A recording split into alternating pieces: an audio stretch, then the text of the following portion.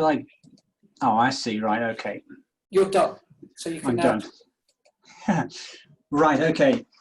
So the plan of my talk, as you can see on the screen now, is first of all, once a little bit about indoctrination, which is widely happening, and then, as in fact, the 25 minutes I've got is, well, a bit less than that now, is quite short. I can only do one example from science. And if you want to pick up my book, which is free on my website, called Truth on Science in Faith, you can find lots of more examples from science, but I'll stick to just one in the time available. So let's move on. So first of all, talking about indoctrination. There's a very famous professor of education, he was finally at Oxford, called Terence Copley.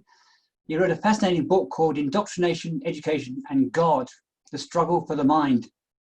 And probably most people who saw that title would think he'd be talking about religious indoctrination. But in fact, he wasn't. He was talking about secular indoctrination. And here's a quote from that book.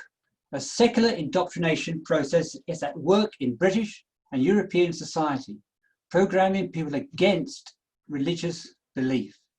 People in Britain are frequently negative, even hostile towards institutional Christianity, while at the same time being less critical of other religions, except perhaps Islam, even more uncritical towards alternative spiritualities, and finally completely uncritical of secular values.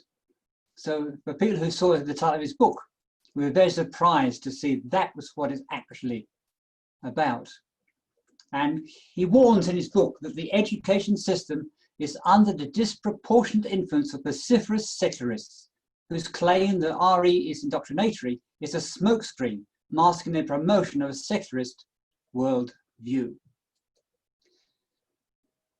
And we'll take up a few facts here. Between the ages of 5 and 16, our children in this country, in the UK, spend on average at least 15,000 hours in school. 15,000.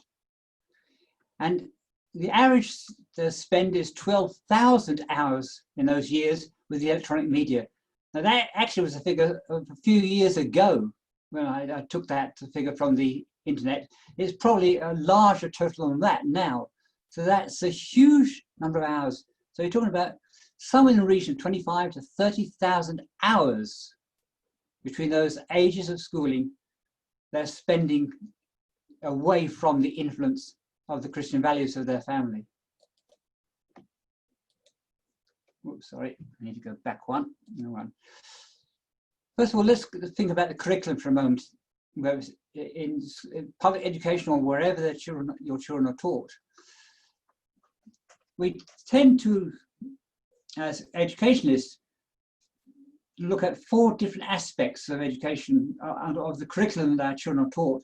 We talk about the explicit curriculum. That's the actual curriculum that is taught explicitly in schools or in any education setting. And then there's the implicit education. There's so much that is taught in schools, not explicitly, but implicitly. For example, if you're studying languages, for example, then all sorts of things are just taken for granted in the way you teach it, the worldview that's involved in it, and so on. All that can be explicit. But there's a lot that's implicit. In most education, there's a very materialist, secularist worldview at work, almost across the curriculum in every subject, even in maths and English, surprisingly. And so that secular materialist worldview is implicit. There's also what's often called the null curriculum, and that is what could be taught but isn't taught. And it's amazing, any subject on the curriculum whatsoever you look at, whether it's maths, English, whether it's humanities, geography, history, there's always a phenomenal amount in all those subjects which could be taught but isn't, because obviously there isn't the time available.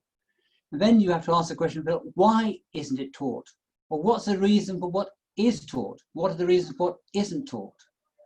And of course, that is never explained to the children in a way they could understand. And so the curriculum that's actually received will always leave an awful lot out that could have been included, but isn't. So that's where we need to come to what's often called worldview analysis. When I use the word worldview, it's often described as the spectacles behind the eyes.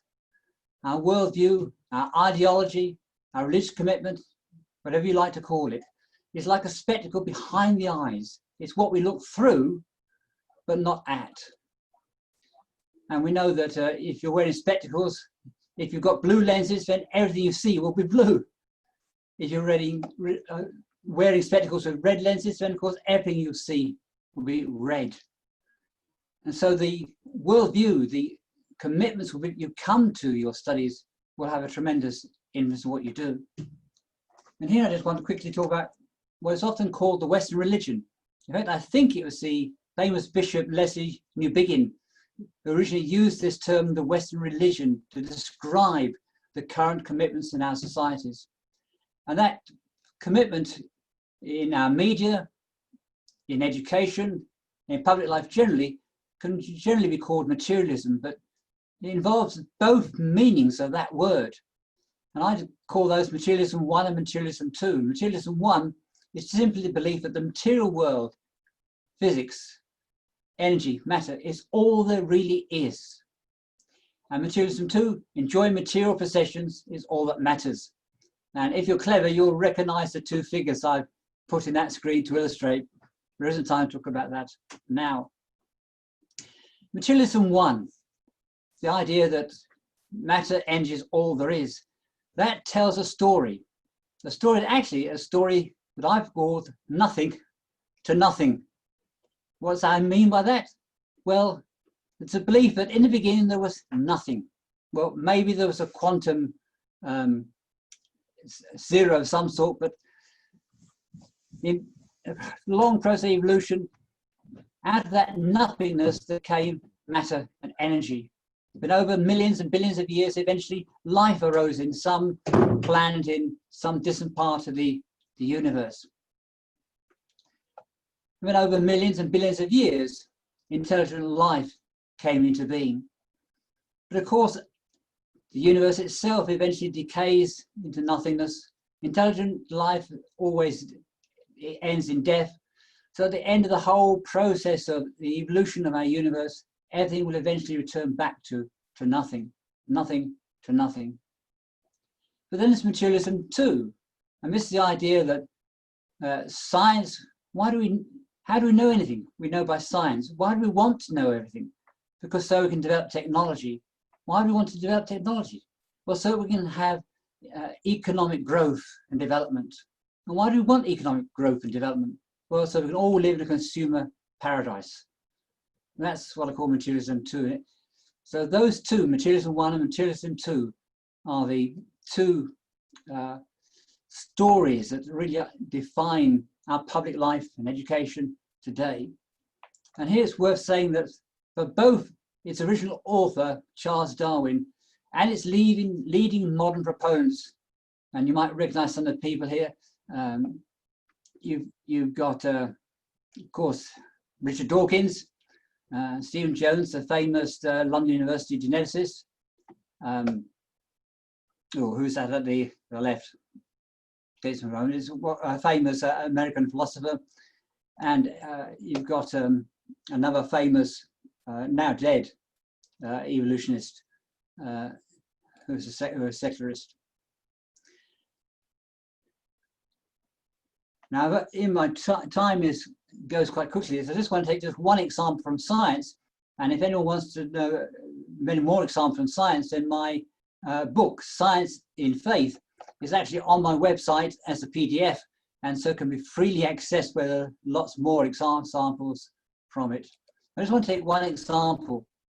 First of all, just to say, if you want to know what's going on in any subject that you are learning in school or university or college whatsoever, you need to realize that the facts and the theories you're presented always are based in and embedded in much deeper commitments which are almost never taught. You know, one of the famous philosophers, a Catholic, once said that he considers that education in our country has been really a miseducation, because where it's in school or university or college, students are almost never taught about the worldviews which lie behind everything that they're studying. That's all taken for granted. And yet without that understanding, students cannot be educated. If they do not know the principles, the basis, the foundations of what they're being taught, then how can they really understand things they should be? So this is a diagram that a famous Christian philosopher, Richard Russell, and I produced back in 1998. That the data of your subjects are always embedded and interpreted and understood in the context of theories. Those theories are always understood in the context of broader theories, which are often called paradigms in science. Those paradigms are embedded in deeper commitments of philosophy, of general philosophy, and ultimately everything is embedded into deeper what are in fact religious faith commitments that lie behind everything that is being taught. But whereas the data, the theories, the paradigms, philosophies are explicit, usually the underlying commitments, the worldviews, the philosophy, the religion is rarely recognized. So let me just give one example, as my time is soon be gone. And that's the example of chemistry, and take just one example from chemistry, and that's the metal aluminium, the element aluminium. How will that be taught? How is it taught in schools, colleges, and universities today? Well, let's go back to materialism 2, the story of progress. If we want to understand anything, we always look at the technology which is developed from science. Why do we want that technology? For economic growth. Why do we want economic growth? So we can all live in consumer paradise. So how, with that basis, is chemistry taught? In chemistry, teaching will always be the selection of items according to their economic, consumerist importance. When we deal with the properties of the chemistry we're teaching, what is economically relevant is what will be taught, and the uses in industry. So take the example of aluminium. How will aluminium be taught? How is it taught in schools and college and university? Well, aluminium is a very light metal. Therefore, it's excellent for making aircraft bodies because it's also fairly resistant to corruption. Aluminium is used for wire and cables.